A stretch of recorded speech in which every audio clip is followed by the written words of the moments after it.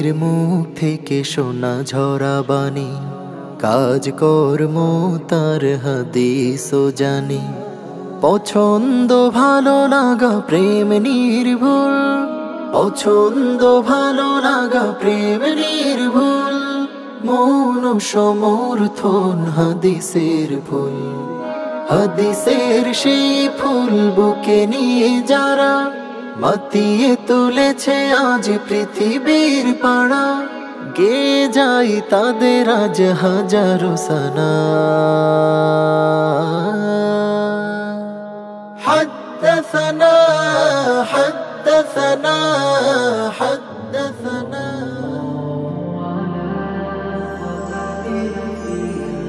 আসসালামু আলাইকুম ওয়া রাহমাতুল্লাহি ওয়া বারাকাতুহু। ইন্নাল হামদালিল্লাহ ওয়াস সালাতু ওয়াস সালামু আলা রাসূলিল্লাহ ওয়া বা'দ।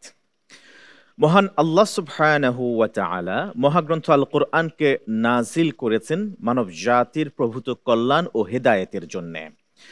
আর নবী হিসেবে বেছে নিলেন সর্বশেষ ও চূড়ান্ত নবী নবী মুহাম্মদুর রাসূলুল্লাহ সাল্লাল্লাহু আলাইহি ওয়াসাল্লামকে।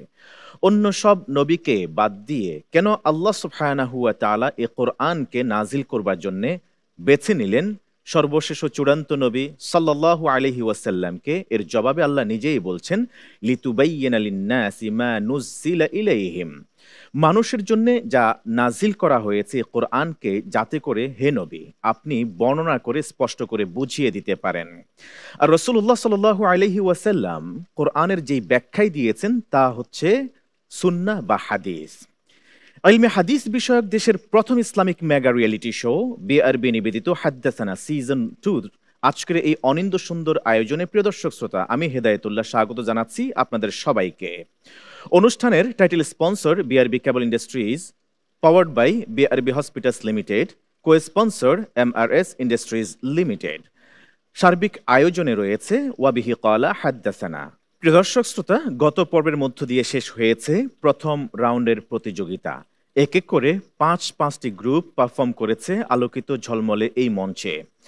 আজকে থেকে শুরু হতে চলেছে দ্বিতীয় রাউন্ডের প্রতিযোগিতা। এই পর্যায়ে শুরু করা যাক।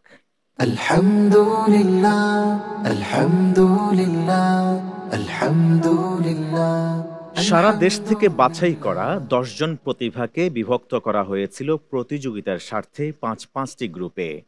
5টি গ্রুপের হয়ে 10 জন প্রতিভা পারফর্ম করেছে প্রথম রাউন্ডে। প্রিয় দর্শক শ্রোতা, আবারও প্রতিযোগিতার স্বার্থে এই প্রতিভাদেরকে বিভক্ত করা হয়েছে আরও 5টি গ্রুপে। আর গ্রুপগুলির নামকরণ করা হয়েছে সেই সব মনীষী মহান হাদিস বিশারদদের কালজয়ী গ্রন্থ হাদিস গ্রন্থের নামে। তারই ধারাবাহিকতায় আজকের গ্রুপের নামকরণ করা হয়েছে মুয়াত্তা ইমাম মালিক। আজকের এই গ্রুপের নামের অধীন হয়ে আলোকিত এই মঞ্চে অংশগ্রহণ করবে 2 জন প্রতিযোগী। এই পর্যায়ে স্টেজে ডেকে নিচ্ছি 2 জন প্রতিভাকে। ময়মনসিংহের প্রতিভা মুজাহিদুল ইসলাম মুবাশশির।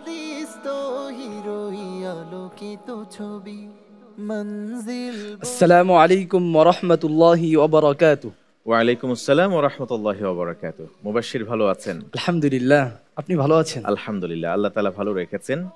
আমরা আপনার আরেকজন প্রতিদ্বন্দ্বী প্রতিযোগীকে ডেকে নেই। জি ইনশাআল্লাহ। এবার ডেকে নিচ্ছি পরবর্তী প্রতিযোগীকে, চাঁদপুরের বন্ধু মুহাম্মাদুল্লাহ। আসসালামু আলাইকুম ওয়া রাহমাতুল্লাহি ওয়া বারাকাতুহু। ওয়ালাইকুম আসসালাম ওয়া রাহমাতুল্লাহি ওয়া বারাকাতুহু। মুহাম্মাদুল্লাহ ভালো আছেন? আলহামদুলিল্লাহ। আলহামদুলিল্লাহ। প্রস্তুত তো আজকের জন্য? জি ইনশাআল্লাহ। ইনশাআল্লাহ। প্রিয় দর্শক শ্রোতা, 2 জন প্রতিযোগীর পরিচয় পর্ব শেষে এই পর্যায়ে মঞ্চে আসবার জন্য বিনয়ের সাথে অনুরোধ করছি আজকের পর্বের বিজ্ঞ বিচারক প্যানেল এবং আমন্ত্রিত অতিথিকে।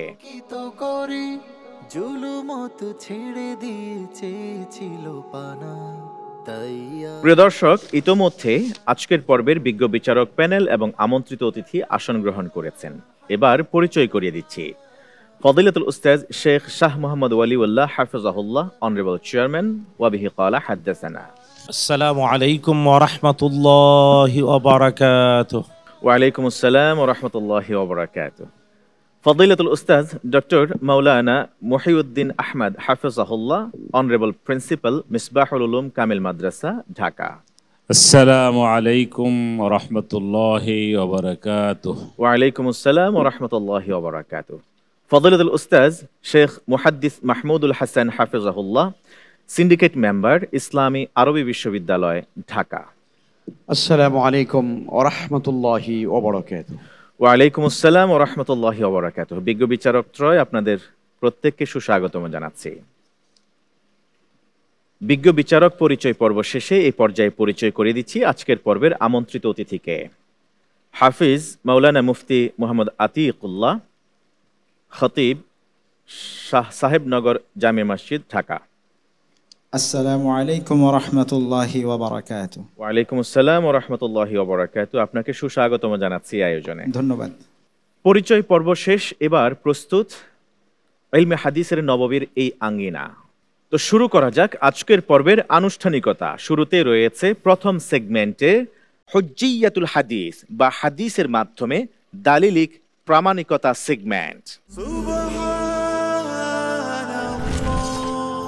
হুজ্জিয়াতুল হাদিস বা হাদিসের মাধ্যমে দালিলিক প্রমাণ, এই সেগমেন্টে একটি গুরুত্বপূর্ণ বিষয় নির্বাচন করা হয়। দুইজন প্রতিযোগীকে সময় বেঁধে দেওয়া হয় 3 মিনিট করে 6 মিনিট। এই 3 মিনিট এই সময়ের মধ্যে দুইজন প্রতিযোগী প্রত্যেকেই নিজে প্রমাণ করবেন ওই বিষয়ের উপরে আলোচনা উপস্থাপনের মাধ্যমে যে কোরআনের পাশাপাশি ব্যাখ্যা গ্রন্থ হাদিসেরও প্রয়োজনীয়তা রয়েছে। হাদিসকে মানা ছাড়া কোনোভাবেই কোরআনের উপর পরিপূর্ণ আমল করা সম্ভব নয়। তারই ধারাবাহিকতায় আজকের যে বিষয়টি নির্ধারণ করা হয়েছে তা হচ্ছে অজুর পদ্ধতি। আমরা এই পর্যায়ে যাব প্রথম প্রতিযোগী মুজাহিদুল ইসলাম মুবাশশিরের কাছে। অজুর পদ্ধতি, এই বিষয়টি কোরআন থেকে প্রমাণ করবার জন্য। হামিদা ওয়া মুসাল্লিয়া ওয়া মুসাল্লিমা আম্মা বাদ। ইসলামী শরীয়তের অত্যন্ত গুরুত্বপূর্ণ একটি ফরজ বিধান হলো সালাত। সালাতের জন্য আবশ্যক হলো তহারত তথা পবিত্রতা অর্জন। আর তহারতের একটি পদ্ধতি হলো অজু। তো প্রথমে চলুন আমরা অজু সম্পর্কে কুরআনে কারীম থেকে জেনে নেই। আল্লাহ তাআলা সূরা মাইদার 6 নং আয়াতে বলেন, ইয়া আইয়ুহাল্লাযীনা আমানু ইযা কুমতুম ইলাস সালাতি ফাগসিলু ওয়ুজুহাকুম ওয়া আইদিয়াকুম ইলাল মারাফিক ওয়ামসাহু বিরুউসিকুম ওয়া আরজুলাকুম ইলাল কাবাইন। হে মুমিনগণ, যখন তোমরা নামাজের ইচ্ছা করো তখন তোমরা তোমাদের চেহারাকে ধৌত করবে, উভয় হাত কনুসহ ধৌত করবে, মাথা মাসা করবে এবং উভয় পা টাকনু সহ ধৌত করবে। উল্লেখিত আয়াতে আল্লাহ তাআলা অজুর ফরজগুলো বর্ণনা করলেও অজুর ফজিলত, অজুর সুনান এবং মুস্তাহাব্বাত সম্পর্কে বিস্তারিত জানতে আমাদের বিস্তারিত কোনো বর্ণনা কুরআনে কারিমে পাওয়া যায় না। তাই আমাদেরকে রাসূল সাল্লাল্লাহু আলাইহি ওয়াসাল্লামের হাদিসের শরণাপন্ন হতে হবে। অজুর ফজিলত সম্পর্কে রাসূল সাল্লাল্লাহু আলাইহি ওয়াসাল্লাম বলেন, আবু হুরায়রা রাদিয়াল্লাহু আনহু রিওয়ায়াত, ইন্না উম্মতি ইউদআউনা ইয়াউমাল কিয়ামাহ গুররাম মুহাজ্জালিনা মিন আসারিল ওযু। অর্থাৎ আমার উম্মতকে কিয়ামতের দিন ডাকা হবে এমত অবস্থায় তাদের অঙ্গগুলো অজুর প্রভাবে ঝলমল করতে থাকবে। এরপরে আমরা জানবো অজুর বিস্তারিত পদ্ধতি সম্পর্কে। আলী রাদিয়াল্লাহু আনহু রাসূল সাল্লাল্লাহু আলাইহি ওয়াসাল্লামের প্র্যাকটিক্যাল অজুর পদ্ধতি জানিয়েছেন, প্র্যাকটিক্যালভাবে অজু করে দেখিয়েছেন। আবু হাইয়া থেকে রিওয়ায়াত, তিনি আলী রাদিয়াল্লাহু আনহুকে অজু করতে দেখেছেন। তিনি বলেন, রাআইতু আলিয়ান তাওয়াদ্দা ফাগাসালা কাফাইহি হাত্তা আনকাহুমা। প্রথমে তিনি উভয় হাত ধৌত করলেন এবং হাত থেকে ময়লা পরিষ্কার করলেন। এরপর 3 বার কুলি করলেন, 3 বার নাকে পানি দিলেন, উভয় হাত কনুই সহ 3 বার ধৌত করলেন, মাথা মাসা করলেন, উভয় পা টাকনু সহ 3 বার ধৌত করলেন। উল্লেখিত রিওয়ায়াতের মাধ্যমে আমরা অজুর সুন্নত তথা 3 বার করে কি করতে হবে, কুলি করতে হবে এবং 3 বার নাকে পানি দিতে হবে এবং অজুর প্রত্যেকটি অঙ্গ 3 বার করে ধুয়ে নিতে হবে, এই ব্যাপারে আমরা জানতে পারি। এরপরে যারা পরিপূর্ণরূপে অজু করে না তাদের ব্যাপারে, তাদের ভয়াবহতা সম্পর্কে রাসূল সাল্লাল্লাহু আলাইহি ওয়াসাল্লাম বলেন, আব্দুল্লাহ ইবনে আমর রাদিয়াল্লাহু তাআলা আনহু রিওয়ায়াত, রাজা'না মা রাসূলিল্লাহি সাল্লাল্লাহু আলাইহি ওয়াসাল্লাম মিন মক্কা ইলাল মদিনা। আমরা মক্কা থেকে মদিনায় ফিরছিলাম, রাসূল সাল্লাল্লাহু আলাইহি ওয়াসাল্লামের সাথে একটি ঝর্ণার নিকট আসলাম। তখন আসরের সময় হয়ে গেল। কিছু লোক তাড়াহুড়া করে অজু করতে গিয়ে তাদের টাকনুগুলো, অজু করলো কিন্তু তাদের টাকনুগুলো যার কারণে ভিজলো, যার কারণে শুকনো রয়ে গেল। রাসূল সাল্লাল্লাহু আলাইহি ওয়াসাল্লাম তাদেরকে ধমক দিয়ে বললেন, ওয়াইলুন লিল আকাবি মিনান নার আসবিগুল ওযু। অর্থাৎ টাকনু সমূহের জন্য জাহান্নামের আগুনের দুর্ভোগ, তোমরা পরিপূর্ণরূপে অজু করো। সুতরাং উল্লেখিত বর্ণনা সমূহের দ্বারা সুস্পষ্ট রূপে প্রমাণিত হয় হাদিস হলো কোরআনের পরিপূরক, হাদিস হলো কোরআনের ব্যাখ্যা বিশ্লেষণ, হাদিস হলো কোরআনের বর্ণিত বিধিবিধান সমূহের আমলি রূপরেখা। তাই তাই উল্লেখিত রেওয়াজসমূহের মাধ্যমে সুস্পষ্টভাবে প্রমাণিত হয় হাদিস হলো কোরআনের ব্যাখ্যা বিশ্লেষণ, হাদিস হলো কোরআনের পরিপূরক, হাদিসের মাধ্যমে আমরা জানতে পারি কোরআনের আমলি রূপরেখা। সুতরাং আমাদেরকে কোরআন এবং হাদিস উভয়টিকে আঁকড়ে ধরতে হবে। আল্লাহ তাআলা আমাদেরকে কোরআন এবং হাদিস অনুযায়ী নিজেদের জীবনকে গঠন করার তৌফিক দান করুন। আমিন আমিন। অনেক অনেক ধন্যবাদ জানাচ্ছি আপনাকে মুজাহিদুল ইসলাম মুবাশশির। চমৎকার করে আপনি কোরআন এবং হাদিস থেকে ওযুর পদ্ধতিগুলি তুলে ধরেছেন এবং আল্লাহ রাসূল সাল্লাল্লাহু আলাইহি ওয়াসাল্লাম কোথাও কারো যদি ওযুতে কোনো কমতি হয়েছে তখন তিনি তাকে ধমক স্বরে কখনো কখনো শুধরিয়ে দিয়েছেন। জাযাকাল্লাহ খাইরান। প্রিয় দর্শক শ্রোতা, আমাদের প্রতিযোগীর আলোচনার শেষের অংশে যে কথাটি খুবই গুরুত্বপূর্ণ সেটি হচ্ছে কোরআন এবং সুন্নাহ উভয়কেই মানতে হবে, আর সুন্নাহ বা হাদিস হলো কোরআনের আমলি বাস্তব রূপ। এবার আমরা যাব ওযুর পদ্ধতি এই বিষয়ের উপরে কথা শুনবার জন্য, আর আলোচনা 3 মিনিটের মধ্যে শেষ করবেন এবারের প্রতিযোগী চাঁদপুরের প্রতিভা মুহাম্মাদুল্লাহ। বিসমিল্লাহির রহমানির রহিম ওয়াসসালাতু আলান নবিয়্যিল কারীম, আম্মা বা'দ।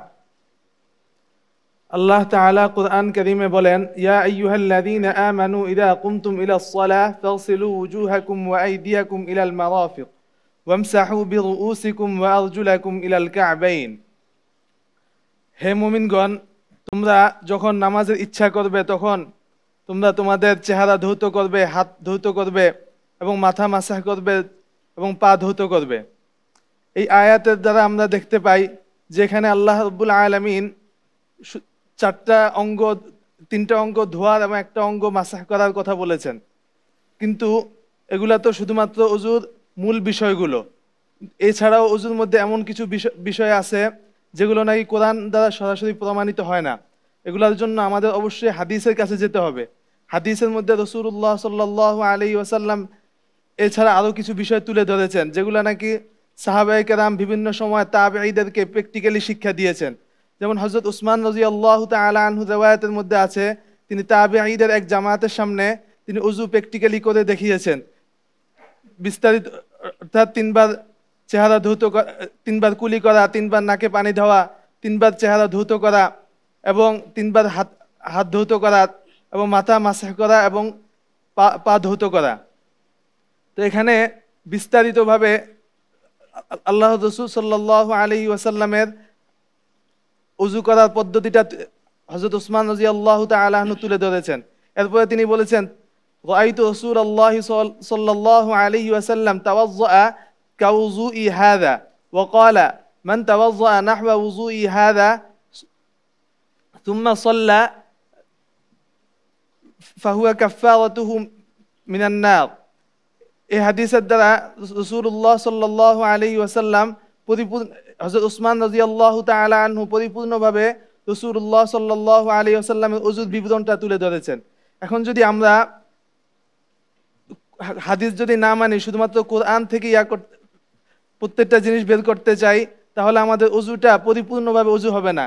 যে ওযুর ব্যাপারে রাসূলুল্লাহ সাল্লাল্লাহু আলাইহি ওয়াসাল্লাম উৎসাহ দিয়েছেন, যেমন এক হাদিসে কুদসির মধ্যে আছে যে ইসবাগুল উযু আলাল মাকরুহাত, অর্থাৎ বান্দা যখন নাকি ভালোভাবে উযু করবে, তার কষ্ট লাগা সত্ত্বেও, ঠান্ডা বা অন্য কোনো কষ্ট লাগা সত্ত্বেও ভালোভাবে উযু করবে, এটা তার জন্য অনেক বড় সওয়াবের ভাগীদার হবেন।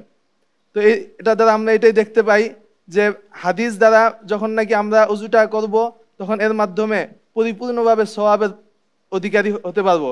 শুধুমাত্র কোরআন দ্বারা এটা হবে না। ধন্যবাদ আপনাকে সময়ের মধ্যে আপনার আলোচনা শেষ করবার জন্য, এবং আপনি মহাগ্রন্থ আল কোরআনের ওই আয়াতকে, ওযু সম্বলিত যে আয়াতটি নাজিল হয়েছে সেটিকে হাদিসের মাধ্যমে বাস্তবিক প্রয়োগ আল্লাহ রসুল এবং তার সাহাবীগণ যেভাবে করেছিলেন ওযু, সেটি আপনি প্রমাণ করার চেষ্টা করেছেন। জাযাকাল্লাহ খায়রান। প্রিয় দর্শক শ্রোতা, আমরা জানি যে আল্লাহ সুবহানাহু ওয়া তাআলা তার প্রিয় হাবিবকে কোরআনের ব্যাখ্যাকারী হিসেবে তিনি পাঠিয়েছেন এবং এই কোরআনকে স্পষ্ট করে আমলে মানুষদেরকে, তার সাহাবীদেরকে শিখিয়েছেন। সাহাবীদের কাছ থেকে আমরা পরবর্তী যুগের যারা ছিলেন আমাদের সালাফগণ, তারা শিখেছেন, আস্তে আস্তে করে আমাদের পর্যন্ত এসছে। আমাদের সাহাবীগণ বলতেন যে আল্লামানি খালিলি, আমাকে এই বিষয়টি শিক্ষা দিয়েছেন আমাদের বন্ধু, অর্থাৎ রাসূল করিম সাল্লাল্লাহু আলাইহি ওয়াসাল্লামের কথা বলতেন। রাসূলুল্লাহ সাল্লাল্লাহু আলাইহি ওয়াসাল্লাম বলতেন আল্লামানি রাব্বি আযজা ওয়া জাল, আমাকে সরাসরি শিক্ষা দিয়েছেন আমাদের রব আল্লাহ সুবহানাহু ওয়া তাআলা। এভাবেই বংশ পরম্পরায় আমাদের কাছ পর্যন্ত ওযুর এই তরিকা পদ্ধতি এসছে। আমরা আজকের নির্ধারিত বিষয় ওযুর পদ্ধতি, এই বিষয়টিতে প্রতিযোগীদের বিষয়ে সার্বিক মূল্যায়ন এবং কোরআন সুন্নাহর আলোকে এই বিষয়ে কিছু কথা বলবার জন্য অনুরোধ করছি বিজ্ঞ বিচারক ফজিলাতুল শেখ শাহ ওয়ালিউল্লাহ হাফিজাহুল্লাহকে। আলহামদুলিল্লাহ ওয়াসসালাতু ওয়াসসালামু আলা রাসূলিল্লাহ ওয়া বা'দ। আলহামদুলিল্লাহ, যে আসলেই আল্লাহ তাআলারই প্রশংসা। আমাদের দুইজন প্রতিযোগী যেভাবে বলছিল, রাসূলুল্লাহ সাল্লাল্লাহু তাআলা আলাইহি ওয়াসাল্লাম আল্লাহ তাআলার নির্দেশ অজু করার বাস্তবতা আমাদের সামনে তুলে ধরেছেন। তবে হ্যাঁ, এটাও জানা উচিত অজু করতে হবে পবিত্রতা অর্জনের জন্যে, কিন্তু অজু ভাঙ্গারও কিছু কারণ আছে। অজু কিভাবে হারিয়ে যায়, ভেঙ্গে যায়, কোরআন আল কারীমে এই কথাগুলো আল্লাহ তাআলা বলেননি, বলেছেন মুহাম্মাদুর রাসূলুল্লাহ সাল্লাল্লাহু তাআলা আলাইহি ওয়াসাল্লাম। অবশ্য তাদের কথায় এই জিনিসটা হারিয়ে গিয়েছে। তারা যদি অজু ভঙ্গের কারণগুলো হাদিস দ্বারা তুলে ধরতো, তাহলে পরিপূর্ণতা আসতো। এটা আমাদের নসিহা, সামনে চেষ্টা করবা পরিপূর্ণরূপে যে কোনো বিষয়কে তুলে ধরতে। আর হ্যাঁ, হাদিসের প্রামাণিকতার যথার্থতা এটাই যে কোরআন আল কারীমের আদেশ, এর পরিপূর্ণতা, এটার যথাযথতা মুহাম্মাদুর রাসূলুল্লাহ সাল্লাল্লাহু তাআলা আলাইহি ওয়াসাল্লাম নিজে করে আমাদেরকে দেখিয়েছেন। এই জন্য অজু করার পদ্ধতি যেমন তিনি দেখিয়েছেন, অজু কিভাবে হারিয়ে যাবে তাও তিনি আমাদেরকে জানিয়েছেন। সুতরাং আমাদের সকল দর্শক শ্রোতাদের উদ্দেশ্যে বলতে চাই, আমাদের সম্মানিত শেখ হেদায়েতুল্লাহ যেভাবে বললেন যে রাসূলুল্লাহ সাল্লাল্লাহু তাআলা আলাইহি ওয়াসাল্লাম বলতেন আল্লামানি রাব্বি, আর আসহাবে রাসূলিল্লাহ সাল্লাল্লাহু তাআলা আলাইহি ওয়াসাল্লাম রাদিয়াল্লাহু আনহুম তারা বলতেন আল্লামানি খালিলি, আমার প্রিয় বন্ধু আমাকে শিখিয়েছে। এই যে শিখানোর ধারাবাহিকতা আল্লাহ তাআলা বিশ্বনবীকে শিখালেন, আর বিশ্বনবী সাল্লাল্লাহু আলাইহি ওয়াসাল্লাম তার সাহাবায়ে কেরাম রাদিয়াল্লাহু আনহুমকে শিখালেন, আর আসহাব রাসূলিল্লাহ সাল্লাল্লাহু আলাইহি ওয়াসাল্লাম তাবিঈনদেরকে শিখালেন, আর তাবিঈনদের থেকে আতবা'আত তাবিঈন শিখলেন। এরই ধারাবাহিকতায় যে আমরাও শিখলাম, এর নামই হাদ্দাসানা, এর নামই ওয়াবিহি ক্বালা হাদ্দাসানা। আর এই জন্য আমাদের এই আয়োজনটা একাডেমিক আয়োজন। আমরা আল্লাহ সুবহানাহু ওয়া তাআলার লক্ষ কোটি শুকরিয়া আদায় করছি। আমাদের ভাষা নাই রব্বুল আলামিনের প্রশংসা করার, শুধু বলি লাকাল হামদু কামা ইয়ানবাগি লিজালালি ওয়াজহিক ওয়া আযীমি সুলতানিক। আর হ্যাঁ, পাশাপাশি আমাদের ওই সকল বন্ধু স্বজন তাদের জন্য দোয়া করি যাদের পিছন থেকে সহযোগিতায় আজকে পর্যন্ত আমরা জাতির সামনে মিডিয়াতে হাদ্দাসানাকে তুলে ধরতে পেরেছি। আল্লাহ তাআলা কবুল করুন, আমিন। আমিন। ধন্যবাদ জানাচ্ছি আপনাকে চমৎকার আলোচনা উপস্থাপন করবার জন্য। জাযাকুমুল্লাহ খাইরান। আল্লাহ সুবহানাহু ওয়া তাআলা ওয়াবিহি ক্বালা হাদ্দাসানা এই আয়োজনকে, এই আয়োজনের সাথে সংশ্লিষ্ট যারা আছেন তাদের সবাইকে এবং হাদ্দাসানা পরিবারকে কবুল করুন। এই আয়োজনকে আমাদের সকলের নাজাতের ওসিলা হিসেবে কবুল আর মঞ্জুর করুন। প্রিয় দর্শক শ্রোতা, আপনারা দেখছেন ইলমে হাদিস বিষয়ক দেশের প্রথম Islamic mega reality show BRB নিবেদিত হাদ্দাসানা সিজন 2। অনুষ্ঠানের title sponsor BRB cable industries, powered by BRB hospitals limited, co sponsor MRS industries limited. সময় হলো বিরতিতে যাবার, ফিরবো ইনশাআল্লাহ তাআলা পরবর্তী সেগমেন্টের চমৎকার আয়োজন নিয়ে। সাথেই থাকুন।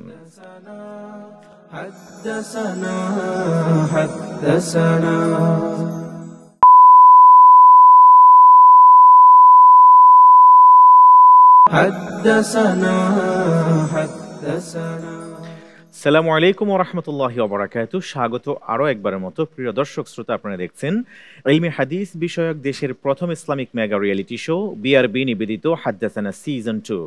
অনুষ্ঠানের title sponsor BRB cable industries, powered by BRB hospitals limited, co sponsor MRS industries limited. সার্বিক আয়োজনে রয়েছে ওয়াবিহি ক্বালা হাদ্দাসানা।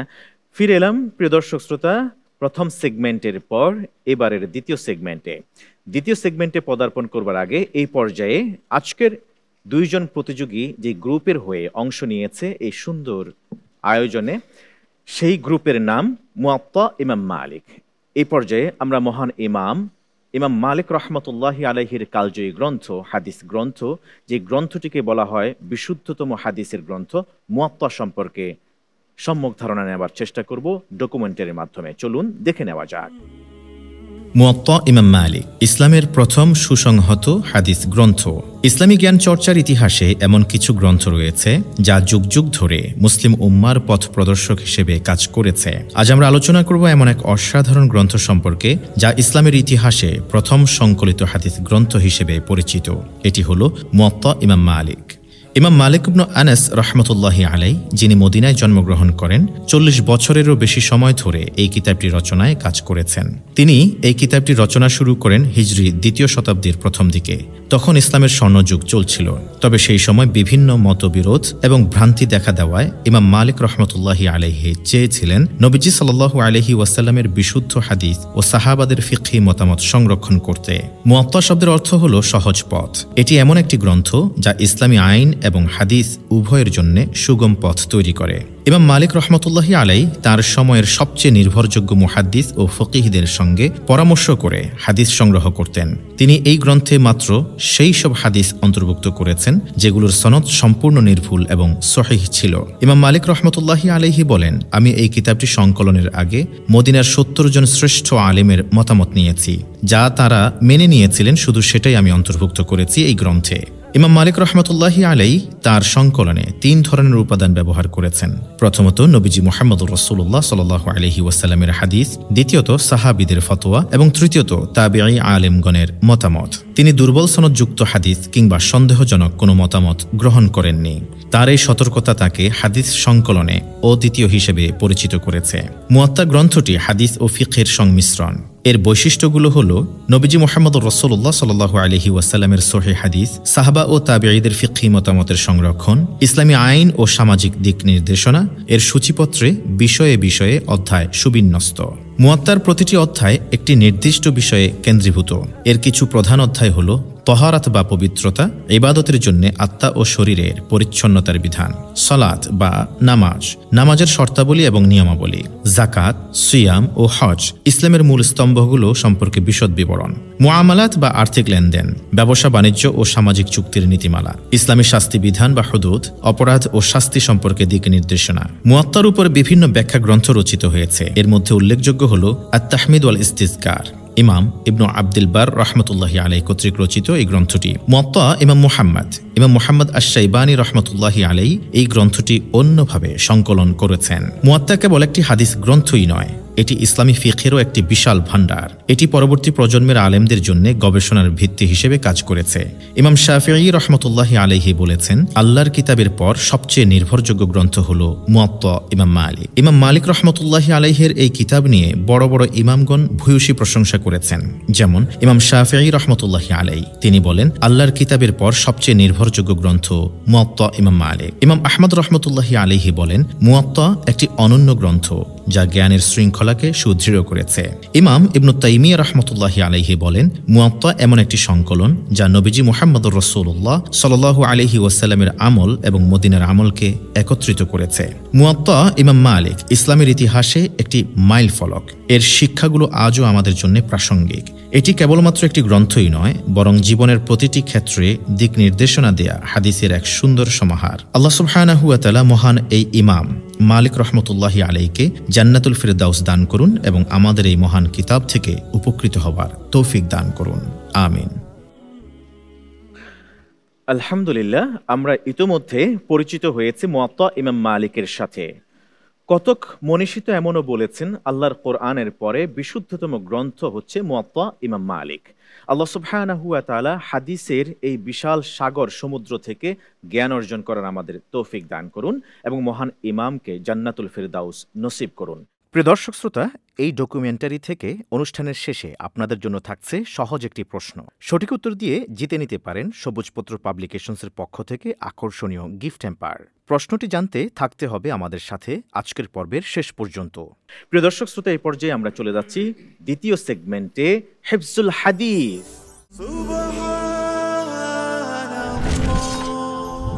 হিফজুল হাদিস এই সেগমেন্টে ওয়াবিহি ক্বালা হাদ্দাসানা প্রকাশন থেকে প্রকাশিত হাদিসে কুদসি, সব মত এর ঊর্ধ্বে থেকে বিশুদ্ধতম হাদিস 170টি সন্নিবেশন করা হয়েছে এই প্রকাশনীতে। প্রিয় দর্শক শ্রোতা, এই গ্রন্থের সর্বশেষ 100টি হাদিস এবারের সিলেবাস। সেই সিলেবাস থেকে এই রাউন্ডে বিষয়ভিত্তিক হাদিস উপস্থাপন করতে হচ্ছে দুইজন প্রতিযোগীকে। দুইজন বিজ্ঞ বিচারক দুইজন প্রতিযোগীকে দুটি প্রশ্ন করবেন, বিষয় দিয়ে দিবেন। সেই বিষয়কে পুঁজি করে প্রতিযোগীরা সার্চ করে বের করবেন সেই হাদিসকে, এবং বর্ণনাকারীর নাম ও কোন গ্রন্থে উল্লেখিত হয়েছে তা উল্লেখপূর্বক হাদিসের অর্থ সহকারে তা উপস্থাপন করবেন আমাদের সামনে। এই পর্যায়ে বিজ্ঞ দুইজন বিচারককে অনুরোধ করব প্রশ্ন করবার জন্য। প্রথমে ফজলতুল উস্তাজ অধ্যক্ষ ডক্টর মাওলানা মহিউদ্দিন আহমদ হাফেজাহুল্লাহ প্রশ্ন করবেন মুবাশশিরকে। মুজাহিদুল ইসলাম মুবাশশির প্রস্তুত? জি ইনশাআল্লাহ। আল্লাহ তাআলার ইবাদত করার জন্য তো অনেক কষ্ট স্বীকার করতে হয়। তা আল্লাহর ইবাদতের জন্য কষ্ট সহ্যকারীর নিঃসন্দেহে ফজিলত রয়েছে। এ সম্পর্কে একখানা হাদিস আমরা আপনার থেকে শুনতে চাই। বিসমিল্লাহির রহমানির রহিম। عن عقبة بن عامر رضي الله تعالى عنه قال سمعت رسول الله صلى الله عليه وسلم يقول رجلان من أمتي يقوم أحدهما من الليل فيعالج نفسه إلى الطهور وعليه عقد فيتوضأ فإذا وضأ يديه انحلت عقدة فإذا وضأ وجهه انحلت عقدة وإذا وضأ يديه انحلت عقدة وإذا مسح رأسه انحلت عقدة وإذا وضأ رجليه انحلت عقدة فيقول الرب للذين وراء الحجاب انظروا إلى عبدي هذا يعالج نفسه ما سألني عبدي هذا فهو له رواه أحمد والحديث الصحيح। উকবা ইবনে আমির রাদিয়াল্লাহু তাআলা আনহু থেকে বর্ণিত, তিনি বলেন আমি রাসূল সাল্লাল্লাহু আলাইহি ওয়াসাল্লামকে বলতে শুনেছি, দুজন ব্যক্তি শেষ রাত্রে উঠে নিজের জন্য নিজেকে কষ্ট করে ওযু করে এবং তার উপর থাকে অনেকগুলো গিট। সে যখন মুখ ধৌত করে তখন তার একটি গিট খুলে যায়, যখন হাত ধৌত করে তার থেকে একটি গিট খুলে যায়, যখন সে মাথা মাসাহ করে তার থেকে একটি গিট খুলে যায়, যখন সে পা ধৌত করে তখন তার থেকে একটি গিট খুলে যায়। অতঃপর আল্লাহ তাআলা পর্দার আড়ালে ফেরেশতাদেরকে বলেন, তোমরা আমার এই বান্দাকে দেখো সে কিভাবে নিজেকে কষ্টে ফেলতেছে, সুতরাং আমার এই বান্দা যা চায় তোমরা তাকে দিয়ে দাও। হাদিসটি ইমাম আহমদ রাহিমাহুল্লাহ তাআলা মুসনাদে আহমদে বর্ণনা করেছেন। ধন্যবাদ আপনাকে। কোনো মুলাহাজা আছে কিনা আমরা জানবো বিজ্ঞ বিচারকের কাছ থেকে। আমারে বান্দা যা কিছু চাইবে সে তাই পাইবে। কি চাইবে? রবের সন্তুষ্টি। শুকরান। ধন্যবাদ আপনাকে বিজ্ঞ বিচারক। চমৎকার আরেকটি সম্পূরক প্রশ্ন করবার জন্য আমাদের প্রতিযোগী যথার্থই উত্তর দিয়েছেন। রবের সন্তুষ্টির চেয়ে বেশি চাওয়া আল্লাহর কাছ থেকে আর কিছু হতে পারে না। জাযাকাল্লাহ খাইরান। আমরা যাব এবার পরবর্তী প্রতিযোগীর কাছে। প্রতিযোগী মুহাম্মদুল্লাহ, প্রস্তুত আছেন? ইনশাআল্লাহ। মারকাজুল ফিকহিল ইসলামী বসুন্ধরার ছাত্র। এই প্রতিভাকে প্রশ্ন করুন ফজলাতুল উস্তাদ শেখ মুহাদ্দিস মাহমুদুল হাসান হাফিজাহুল্লাহ। আলহামদুলিল্লাহ। মোহাম্মদুল্লাহ কেমন আছেন? আলহামদুলিল্লাহ। আলহামদুলিল্লাহ। প্রস্তুত? জি মাশাআল্লাহ। আমরা জানি আল্লাহ সুবহানাহু ওয়া তাআলা তিনি এতটাই বেশি বান্দার প্রতি দয়াশীল, মায়াশীল, যে বান্দারা ভুল করে অনেক সময় তারা গুনাহ করে ফেলে, না বুঝে না জেনে, ছোট হোক বড় হোক, কিন্তু আল্লাহ সুবহানাহু ওয়া তাআলা বান্দার জন্য তার রহমতের দরজা এবং তাওবার দরজাকে তিনি খুলে রাখেন, যাতে করে বান্দা সেই গুনাহ থেকে পবিত্র হতে পারে। আমরা এ সংক্রান্ত একটা হাদিস জানতে চাই যে বান্দা গুনাহ করার পরেও আল্লাহর কাছে তওবা করলে আল্লাহ তাআলা বান্দার তওবা কবুল করেন, সে বিষয়ে। عن ابن عباس رضي الله عنهما قال قالت قريش للنبي صلى الله عليه وسلم ادع لنا ربك أن يجعل لنا الصفا ذهبا ونؤمن بك قال وتفعلون قالوا نعم فدعا فأتاه جبريل فقال إن ربك عز وجل يقرأ عليك السلام ويقول لك إن شئت أصبح لهم الصفا ذهبا فمن كفر بعد ذلك منهم عذبته عذابا لا أعذبه أحدا من العالمين وإن شئت فتحت لهم باب التوبة والرحمة قال بل باب التوبة والرحمة أخرجه إمام أحمد। হযরত ইবনে আব্বাস রাদিয়াল্লাহু তাআলা আনহুমা থেকে বর্ণিত, রাসূলুল্লাহ সাল্লাল্লাহু আলাইহি ওয়াসাল্লামের কাছে একদল কুরাইশ আসলেন।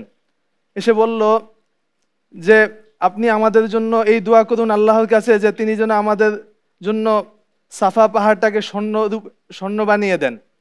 তখন তখন আমরা ঈমান আনবো। তাহলে যদি স্বর্ণ বানিয়ে দেওয়া হয় তাহলে আমরা ঈমান নিয়ে আসবো। রাসূলুল্লাহ সাল্লাল্লাহু আলাইহি ওয়াসাল্লাম তাদেরকে বললেন, তোমরা কি তা করবে? তখন তারা বলল, হ্যাঁ করব।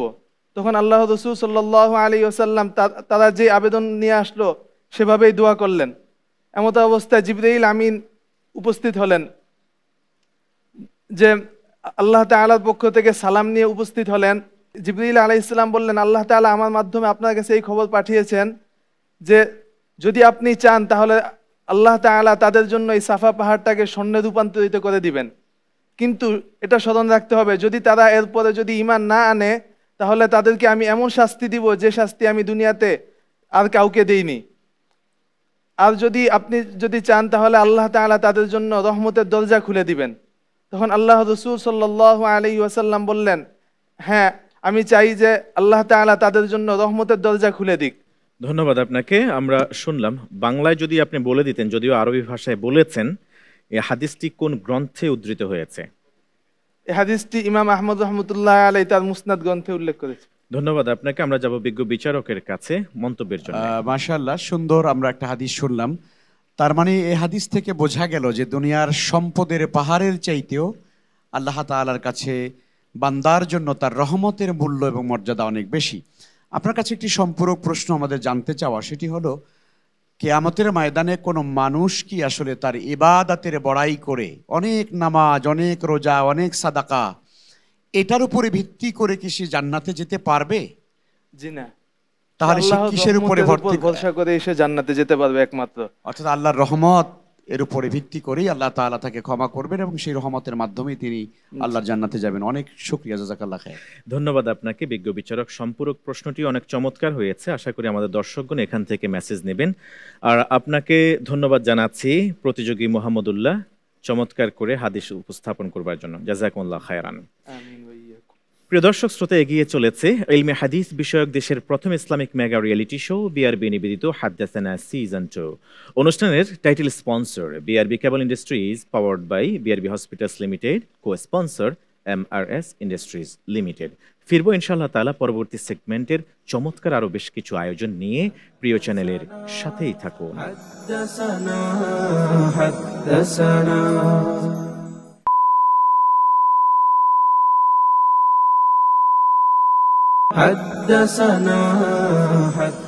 আসসালামু আলাইকুম ওয়া রাহমাতুল্লাহি ওয়া বারাকাতুহু। ফিরে এলাম পূর্বের ধারাবাহিকতায়। প্রিয় দর্শক শ্রোতা, আমরা আছি এই মুহূর্তে এটিএন বাংলার পর্দায় আর দেখছেন ইলমে হাদিস বিষয়ক দেশের প্রথম Islamic mega reality show BRB নিবেদিত হাদ্দাসানা সিজন 2। অনুষ্ঠানের title sponsor BRB cable industries, powered by BRB hospitals limited, co sponsor MRS industries limited. সার্বিক আয়োজনে রয়েছে ওয়াবিহি ক্বালা হাদ্দাসানা। প্রিয় দর্শক শ্রোতা, শেষ সেগমেন্টের প্রথমে থাকে জনতার জিজ্ঞাসা। এই পর্যায়ে জেনে নেব জনতার আজকের জিজ্ঞাসাটি। চলুন জেনে নেওয়া যাক। আসসালামু আলাইকুম রহমতুল্লাহ। আমি চট্টগ্রাম থেকে এসেছি। আমি আরিফ হুসাইন। হাদ্দাসানা নিকট আমার প্রশ্ন ছিল, কারো বিষয়ে একটা সন্দেহ পোষণ করলাম। সন্দেহ পোষণ করার পর যদি আমি এই বিষয়ে কোনো পদক্ষেপ গ্রহণ করি, এটা কি গুনাহে শামিল হবে কিনা?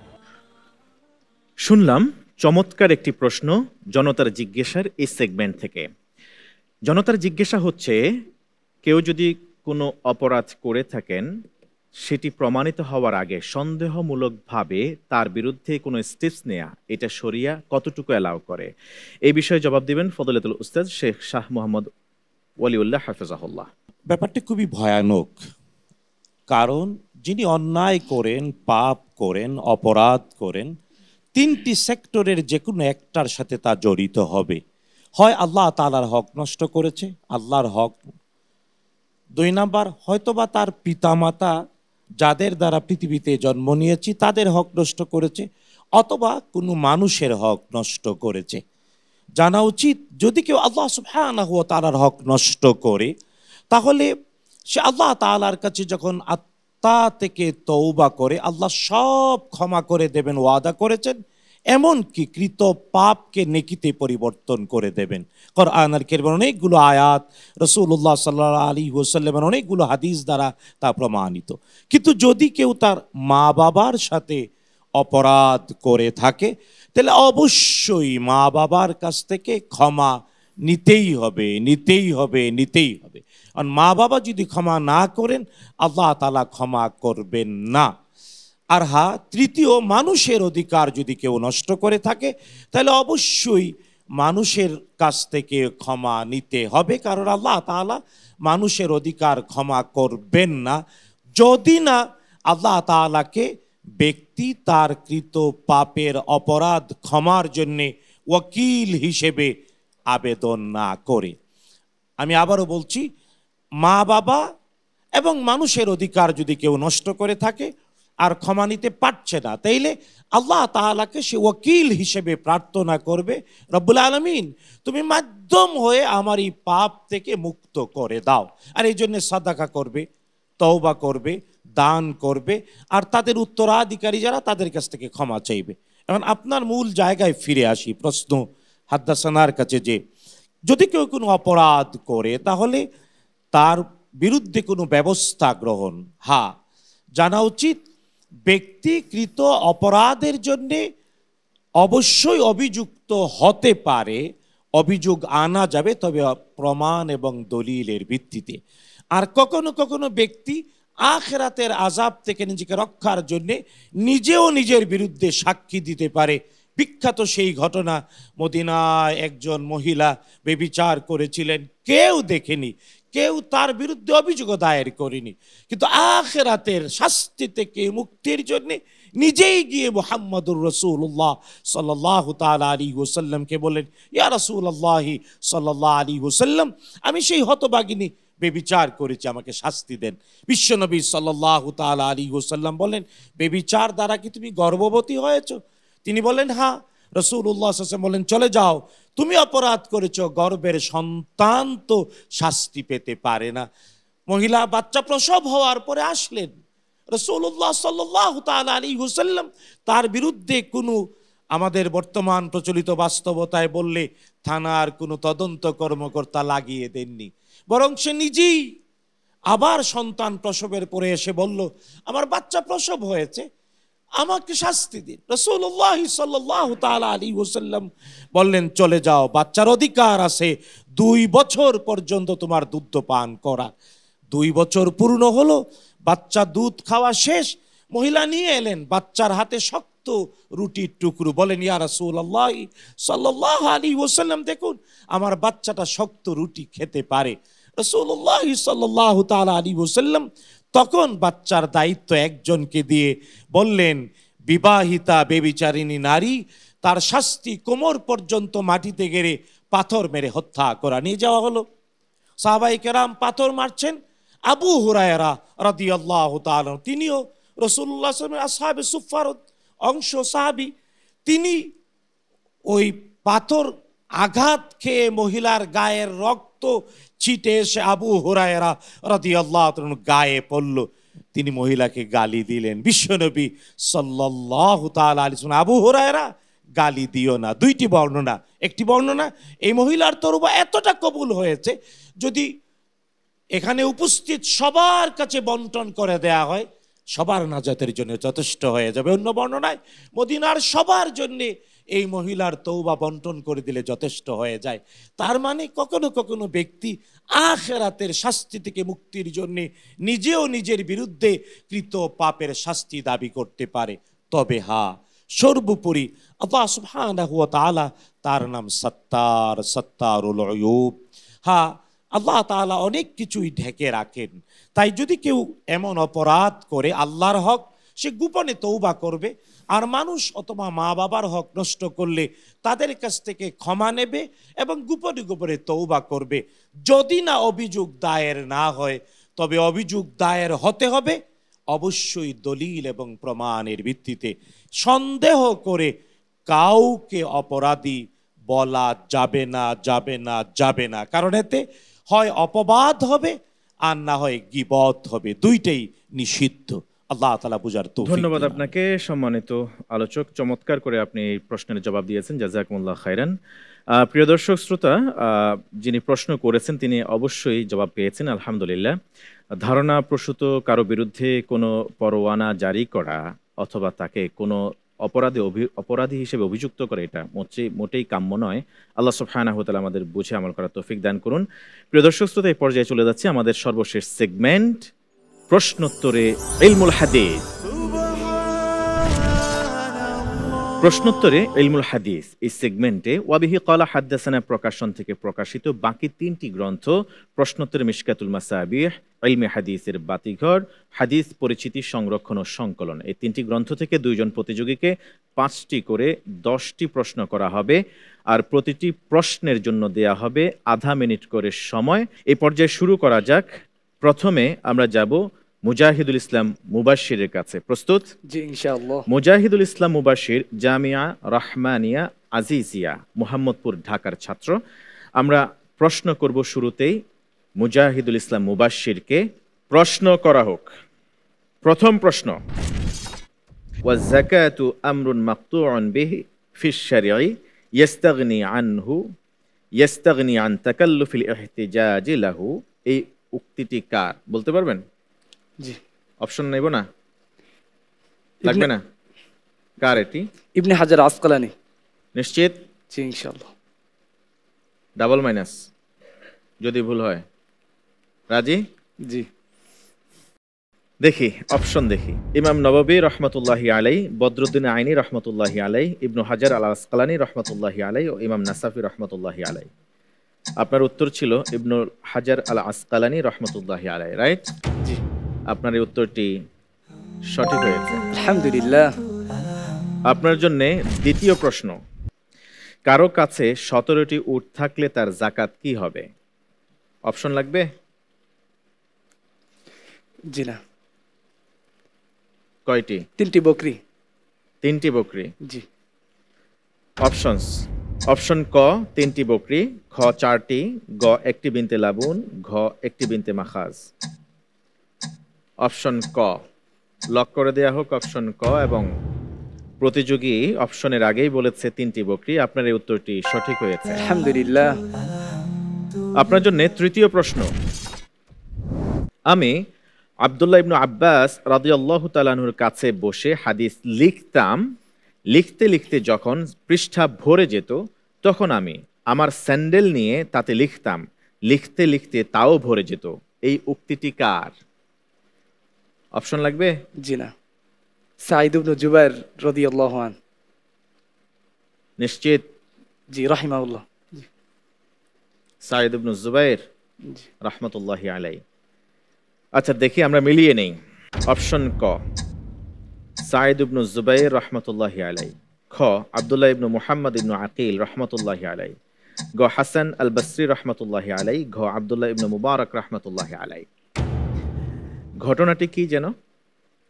আমি আব্দুল্লাহ ইবনে আব্বাসের নিকট হাদিস লিখতাম, লিখতে লিখতে যখন পৃষ্ঠা ভরে যেত তখন আমি আমার স্যান্ডেল নিয়ে হাদিস লিখতে শুরু করতাম। কেন? হাদিস সংরক্ষণের প্রতি তার আগ্রহ বেশি থাকার কারণে। আমরা তো জানি হাদিস আরবি ভাষায় লিখতেন তিনি, তাই না? জি। তা আমাদের সমাজে তো আরবি কোনো অক্ষরকে বা হাদিসের কোনো লেখনীকে পায়ের নিচে কিংবা জুতার সাথে রাখা বা লেগে যাওয়া এটাকে অপমানকর কিংবা একটু তুচ্ছ তাচ্ছিল্য করার মতো হয়। আলোচ্য এই ঘটনা আর ওই ঘটনা দুইয়ের মধ্যে সামঞ্জস্য কোথায় বা পার্থক্য কোথায় জানা যাবে? আচ্ছা, আমরা জানবো শেখ মাহমুদুল হাসান হাফেজাহুল্লাহ। যেমন সাঈদ ইবনে জুবাইর রাহমাতুল্লাহি আলাই যখন হাদিস লেখা শুরু করতেন, লিখতে লিখতে যখন তার কাগজ শেষ হয়ে যেত, লেখার জায়গা পেতেন না, এখন কোথায় লিখে রাখবেন? লিখতেন তার জুতার উপরে। এরপরে দেখা যেত তাও লেখা শেষ হয়ে যেত। আমার প্রশ্ন ছিল আমাদের প্রতিযোগীর কাছে, হাদিস তো জুতার মধ্যে লেখা কিংবা জুতাতে লাগা, এটা কি কতটুকু ঠিক ছিল? এটাকে কিভাবে মেলাবো? না, ঠিকই বলেছেন। স্বাভাবিকভাবেই তো আমরা আসলে আরবি ভাষাকে সম্মান করি। কোরআনে কারিমের ভাষা আরবি, হাদিসের ভাষা আরবি, ইসলামী সাহিত্যের ভাণ্ডারের ভাষা আরবি। সে কারণে স্বাভাবিকভাবে এটা আমাদের কাছে শ্রদ্ধার পাত্র, কোনো সন্দেহ নেই। কিন্তু সাঈদ ইবনে জুবাইর রাহিমাহুল্লাহ তাআলা যিনি হাদিস লিখতেন, যার ইতিহাস আমরা শুনলাম বা যার সম্পর্কে প্রশ্নটি করা হয়েছে, তার এই লেখার ভেতরে আসলে একটি ব্যাপার ছিল এই যে তিনি হাদিস সংরক্ষণ করবার প্রয়োজনীয়তাকে এত বেশি অধিক মনে করতেন যে স্বাভাবিক একটু হয়তো আদবের খেলাফ একটু বিষয় হয়েছে, কিন্তু হাদিস সংরক্ষণ করা মানবতার জন্য, উম্মতের জন্য অনেক বেশি জরুরি ছিল। এটি অনেক গুরুত্বপূর্ণ, কারণ একটি হাদিস যদি হারিয়ে যায় তাহলে উম্মতের কাছে রাসূলের এই মেসেজ পৌঁছাবে না। সেই গুরুত্বটা উনি বিবেচনায় রেখে ওনার কাছে যা ছিল, যা পাইতেন তার উপরে উনি লিখে রাখতেন। সুবহানাল্লাহ ওয়া বিহামদিহি।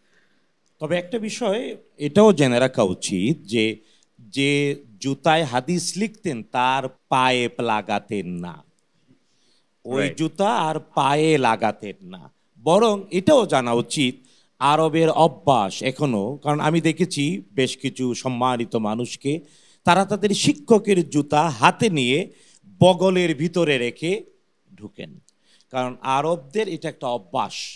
জুতাও তাদের পোশাকের অংশ, আর আরবের পরিবেশে জুতায় অনেক ময়লা লাগে না, তাই জুতাটা বগলের মধ্যে রাখে। আর এটা আবারও বলছি যে কারণ লেখার এমন সব কাগজ কলম খাতা খুব স্বাভাবিক ছিল না, তাই লিখতেন বটে, কিন্তু ওই জুতা পরে আর পায়ে লাগাতেন না, বুকের উপরে রাখতেন। আমরা ক্ষেত্র বিশেষে দেখি জুতা পরেও কিন্তু নামাজ পড়া একটা সহি শুদ্ধ মত আজ রয়েছে। সুতরাং সেক্ষেত্রে নামাজের মতো একটি গুরুত্বপূর্ণ ইবাদত যদি জুতা পরে পড়া সম্ভব হয়, ক্ষেত্র বিশেষে জুতায় এটা লেখায় দর্শনীয় তেমন কিছু নয়। আপনারা তিনজনে যথার্থ বলেছেন, সুন্দর বলেছেন। তাছাড়া যখন প্রয়োজন হয় সংরক্ষণ, হাদিস সংরক্ষণের বিষয় যখন আসলো, এটা জরুরতের জায়গায় পড়ে যায়। আর জরুরতের প্রশ্ন আসলে আর জরুরত তুবিহুল মাহদুরাত, এই উসুলটিও আমরা জানি, আমাদের দর্শকগণও আশা করছি তারা জানেন। এই পর্যায়ে আমরা পরবর্তী প্রশ্নে যাওয়ার আগে আমরা জানিয়ে দেব আপনার এই উত্তরটি সঠিক হয়েছে। আলহামদুলিল্লাহ। আলহামদুলিল্লাহ। আপনার জন্য চতুর্থ প্রশ্ন, বসরায় মৃত্যুবরণকারী সর্বশেষ সাহাবী কে? অপশনস লাগবে? জি না। আনাস ইবনে মালিক রাদিয়াল্লাহু আনহু। আপনি কোনো অপশন এই চারটির মধ্যে একটিতেও চাননি বা নেননি, কারণ কি? এটা পড়েছি আমি ভালোভাবে। কত সময় পড়েছেন এই সিলেবাস? ঘুম, খাওয়া দাওয়া, নামাজ ইত্যাদি বাদ দিয়ে বেশিরভাগ সময় পড়া হয়েছে। আমাদের অনেক দর্শক মনে করেন আর কি, উইথ অনার, তাদের প্রতি সর্বোচ্চ সম্মান রেখেই এই বিষয়টি আমি কোট আনকোট করছি। সেটা হলো, অনেকেই মনে করেন যে ওয়াবিহি ক্বালা হাদ্দাসানা থেকে বিশাল বিশাল চারটি গ্রন্থ বের করা হলো, সময় দেওয়া হয় 1 থেকে 2 মাস। এই অল্প সময়ের মধ্যে কি করে এই খুদে খুদে ছাত্ররা এত বড় পারফরমেন্সের স্টেজে এসে ওনারা এভাবে কথা বলেন, উপস্থাপন করেন? অনেকে মনে করে থাকেন যে এটা সাজানো কিংবা অথবা সিলেবাস শর্ট করে দিয়ে দেয়া, এরকম কোনো বিষয় কিনা আপনার কাছ থেকে আমি শুনতে চাইবো। একেবারে অন স্ক্রিনে আপনি কথা বলেন। জি না, এমন কোনো বিষয় নয়, বরং 4টি কিতাব নির্ধারণের পর আমি প্রতিদিন বেশিরভাগ সময় এগুলো পড়েছি এবং অন্যজনের মাধ্যমে যাচাই করেছি আমি কতটুকু পড়তেছি, আমার কতটুকু আয়ত্ত হচ্ছে। Fine fine. 4 নম্বর প্রশ্নের যে জবাব আপনি দিলেন, আনাস ইবনে মালিক, তিনি বসরার সর্বশেষ মৃত্যুবরণ করে সর্বশেষ সাহাবী। আপনার এই উত্তরটি সঠিক হয়েছে। আলহামদুলিল্লাহ। আপনার জন্য পঞ্চম ও শেষ প্রশ্ন, কোন মুহাদ্দিস খাজা ইমাদ সাখাভি প্রতিষ্ঠিত হাদিস কেন্দ্র থেকে ভারতবর্ষে এসেছেন? অপশন নেবেন? জি। অপশনস দেয়া হোক। অপশন ক, মীর কালা মুহাদ্দিস আকরাবাদি, খ খাজা ইমাদউদ্দিন মাহমুদ ইবনু মুহাম্মদ জিলানি, গ ফখরুদ্দিন জারুবাদি, ঘ ওমর ইবনু মুহাম্মদ দামেশকি।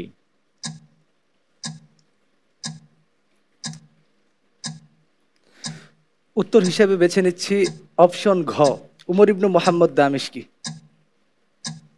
এখনো সময় আছে।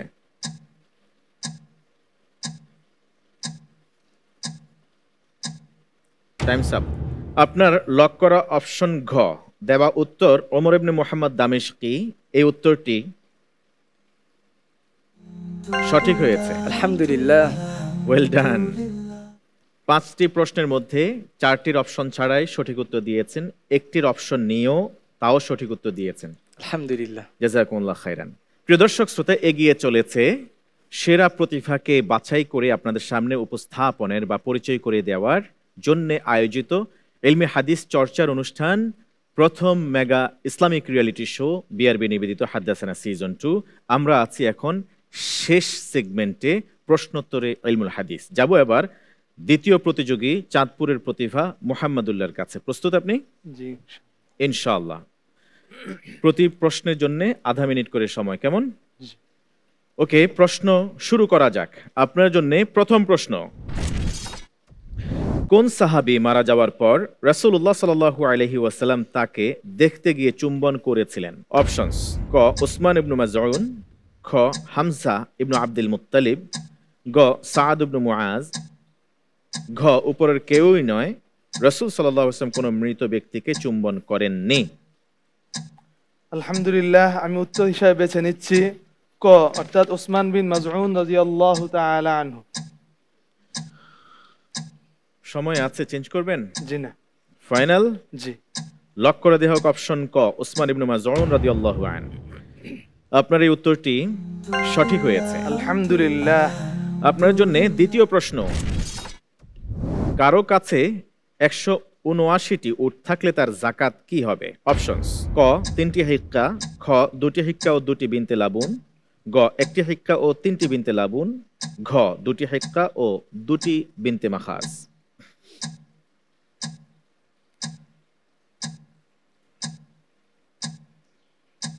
জি, আমি উত্তর হিসাবে বেছে নিচ্ছি গ অপশন, অর্থাৎ 1টি হিক্কা ও 3টি বিনতে লাবুন। হিক্কা মানে কি? হিক্কা মানে হচ্ছে এমন মাদি উটনি যেটা 3 বছর শেষ হয়ে 4র্থ বছরে পদার্পণ করেছে। আর বিনতে লাবুন? যেটা 2 বছর পূর্ণ হয়ে 3য় বছরে পদার্পণ করেছে। অপশন গ বেছে নিয়েছেন।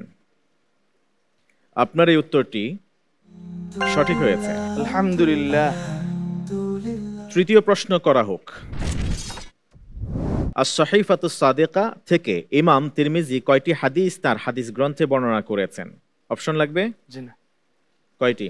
32টি। ফাইনাল? জি। দেখুন অপশন দেখার পরে কোনো চেঞ্জ করেন কিনা। 59টি, 32টি, 36টি, 69টি। জি, এটাই সঠিক। ফাইনাল? জি। লক করে দেওয়া অপশন খ 32টি। আপনার দেয়া উত্তরটিও সঠিক হয়েছে, আলহামদুলিল্লাহ। আপনার জন্য চতুর্থ প্রশ্ন, এই উম্মার মধ্যে স্ত্রী সহ হিজরতকারী প্রথম মুসলিম কে? নাম জানা আছে? জি। বলুন। হযরত উসমান বিন আফফান রাদিয়াল্লাহু তাআলা আনহু। স্ত্রী কে ছিলেন তখন? যায়েনব রাদিয়াল্লাহু আনহা। যায়েনব রাদিয়াল্লাহু। অপশন নেবেন না তাইলে? জি না। আপনার এই উত্তরটি সঠিক হয়েছে, আলহামদুলিল্লাহ। স্ত্রী জয়নব নন, রুকাইয়া ছিলেন। কেমন? ওকে, যদি এটি প্রশ্নের অংশ ছিল না, এজন্য আপনি পূর্ণ নাম্বারে পেয়ে যাবেন। আপনার জন্য সর্বশেষ ও পঞ্চম প্রশ্ন, তুহফাতুল গরীব বিশারহি মুগনিল লাবিব এই গ্রন্থের রচয়িতা কে? অপশন লাগবে? জি। অপশনস: ক শেখ তাহির ইবনে ইউসুফ সিন্ধি, খ বদরুদ্দিন মুহাম্মদ ইবনে আবি বকর আদ-দামামিনী, গ আবু বকর ইবনে মুহাম্মদ আল বাহরুজি, ঘ মীর মুর্তাজা শরীফ সিরাজি।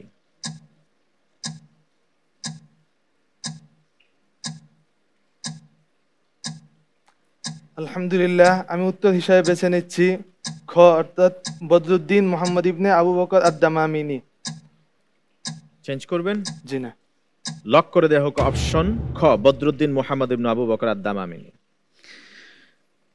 আমি আপনাকে লাস্টে বলেছিলাম চেঞ্জ করবেন কিনা, সুযোগটা নিতে পারতেন আপনি। এখন সময় দিলে নেবেন? ওইটাই? ওকে, তাহলে আমরা উত্তরের দিকে যাই। আপনার এই উত্তরটি সঠিক হয়েছে, আলহামদুলিল্লাহ। আলহামদুলিল্লাহ। আমরা এক এক করে আপনাকে এই 5টি প্রশ্ন করেছি, আপনি 5টি প্রশ্নেরই সঠিক ও যথাযথ উত্তর দিয়েছেন। জাযাকাল্লাহ খায়রান। আমিন ওয়া ইয়াকুম। আমরা যাব এবার আমন্ত্রিত সম্মানিত অতিথির কাছে, শাহ সাহেবনগর জামে মসজিদের সম্মানিত খতিব হাফেজ মাওলানা মুফতি আতিকুল্লাহ হাফিজাহুল্লাহ। এই আয়োজনকে আপনি কিভাবে মূল্যায়ন করছেন, পাশাপাশি প্রতিযোগীদের এই প্রতিভাকে আপনি কিভাবে দেখছেন? আলহামদুলিল্লাহ, আমি আজকে অভিভূত হয়েছি যে এমন একটা সুন্দর পরিবেশ আল্লাহ রাব্বুল আলামিন আমাদের এই বাংলাদেশে কবুল করেছেন। পৃথিবীর বিভিন্ন দেশে এমন সুন্দর আয়োজন হয়, আমাদের বাংলাদেশে সর্বপ্রথম এবং একমাত্র অনুষ্ঠান এটাই, হাদিসকে কেন্দ্র করে, পবিত্র কোরআনকে কেন্দ্র করে অনেক অনুষ্ঠান এবং প্রতিযোগিতা অনুষ্ঠান হয়।